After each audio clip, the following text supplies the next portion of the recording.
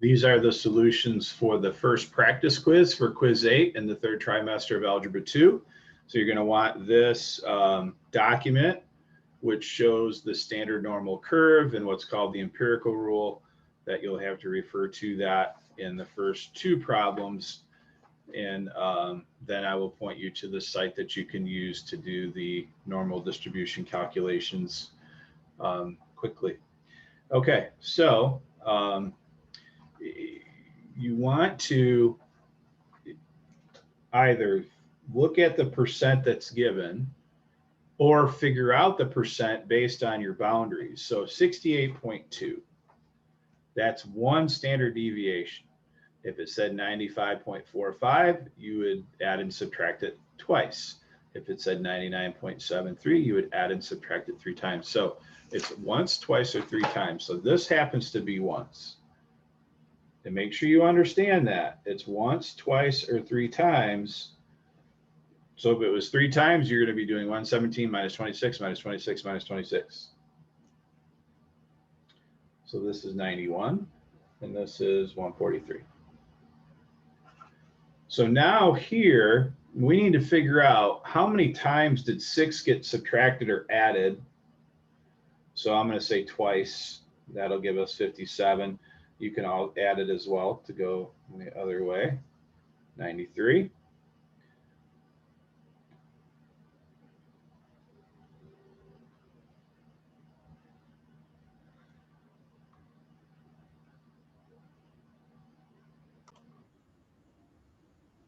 Check that. That should be a subtraction of 3 standard deviation values to give you 57, and an addition of 3 sixes to give you 93. So 3 times on that. So that's 99.73% of the population. Okay, so since we did that 3 times, it's 99.73. So you need to figure out, is it once, is it twice, is it 3 times? It can be any number of them, and you'll have to work from this end on number 1, and then you need to figure out how many times and match it up with the percent on number 2. All right, so the rest of the way, what is this normal distribution calculator doing? And here's what it's doing. So you have the bell curve. All of this data will always fit the bell curve. And the area under that bell curve is 1, meaning the whole population that you're talking about, 100%. And so what this does is it takes a little slice of, vertical slice of, so the 100 is the mean. We'll try to get that in the middle there because that's where it is. And then you're calculating that area, that little slice of the bell curve. That's what it's doing. And so either it's got 2 boundaries, or it's beneath, you know, a certain number, or greater than a certain number. That's what all of this is. And you just need the calculator that can do that. And so let me go to that normal distribution calculator. So here it is. This is in the learning plan, and you're just going to put in the mean. Your calculator also does this, but it's a little bit harder to find. Standard deviation, which is 10. And then we are between these 2 values, 90 and 100. Or you're going to be below, so 0.3413. You're going to be below a certain value, whatever it is. 34.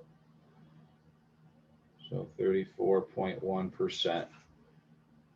So you're going to look down here on the results line to get this. And so that's all you're doing with this, is you're constantly going to this calculator and doing this. So I want to keep this up here for the next one. So 265, and the standard deviation is 13 days. And a baby is born premature if it's born 19 or more days early. So that's 246 or below that. So 246 days or less than that of pregnancy is a premature baby. So 0.0719 or 0.072 if you want, which is 7.2%. So that's what I'm writing down right now. I'm going to come back to the overhead here.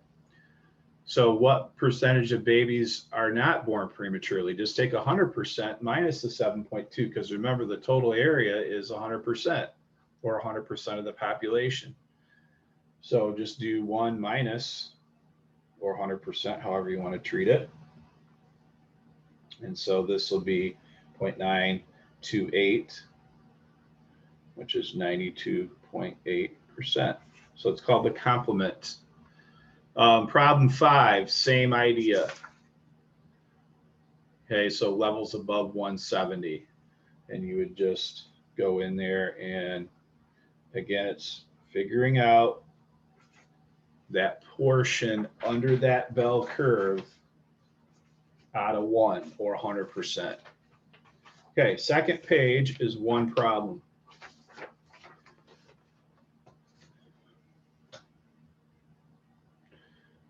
Okay, so you've got, and the different number there is the 10,500. You've got the 64.5, the 2.3 standard deviation, and then between 61 and 66 is what we're looking at. But it starts off with less than 61. So that's going to be 0.064, 6.4%. Between 61 and 66, 0.679 or 67.9%. And then more. So now that's just the rest of the bell curve. So do 100% minus 6.4 minus 67.9. And that would be 0.257 or 25.7%. So all of this adds to 100%. So you can have however many categories you want, just as long as all your boundaries, I guess, line up. How many women in the population fit the profile described in parts A and C combined?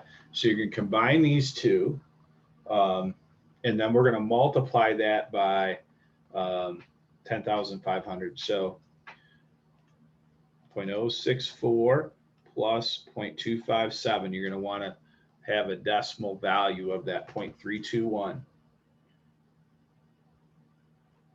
times 10,500. And that is 3370. Let me make sure that I get that. Yeah, 3370, 3371, either way. And then just take your 10,500. So a lot of this is operating on what's called the complement principle. You're subtracting it from a total value. So both of these add to your 10,500.